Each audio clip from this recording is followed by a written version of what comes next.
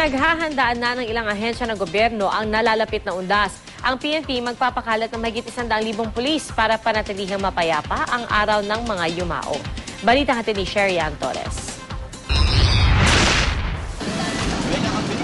Mahigit 2 linggo bago ang undas, minamadali na ng mga caretaker ang paglilinis sa mga puntod sa Manila North Cemetery. Marami sa kanila sa mga patay umaasa ng kanilang ikabubuhay. Dapat kasi mahalin mo yung alaga mo. Parang ano rin po yan eh. Nung tao rin yan eh, na nabubuhay nun eh. Kung yung patay na sa kanila, alagaan mo rin siya, mamahalin mo. Latag na ang mga patakaran para sa mas mahigpit na seguridad sa mga sementeryo, gaya ng paglilimita sa mga gate na pwedeng pasukan. Lalo taon-taon na lang, may mga nahuhuling nagpupuslit ng alak at iba pa mga ipinagbabawal na bagay. Pinatatanggal ko yung mga hagdan dyan, pinaka-gigiba ko. Dahil binubuksan ko naman yung mga gate eh, yung 3 gate.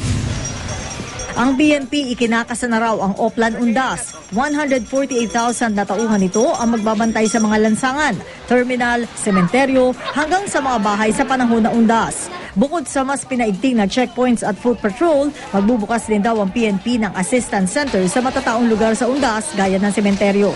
Pag may mga ganyan, automatically ang ating Philippine National Police ay magtataas ng alerto, no, para maging maganda preparations po natin para sa event na yan.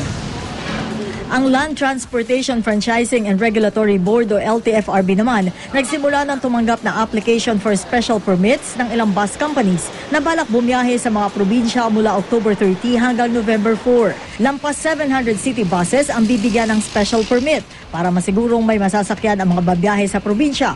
Pero hindi kasali rito ang mga AUV, coaster at minibus. Mga regular buses lang ang bibigyan ng special permits. Isang buwang mai-impound ang mga kolorum bus na mahuhuling bumabiyahe pa probinsya at maaari pang bawian ng prangkisa ang mga kumpanya ng bus na makikitaan ng maraming paglabag.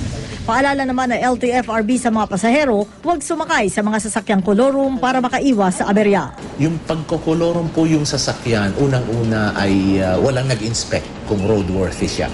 Wala po siyang insurance. Sherian Torres, GMA News.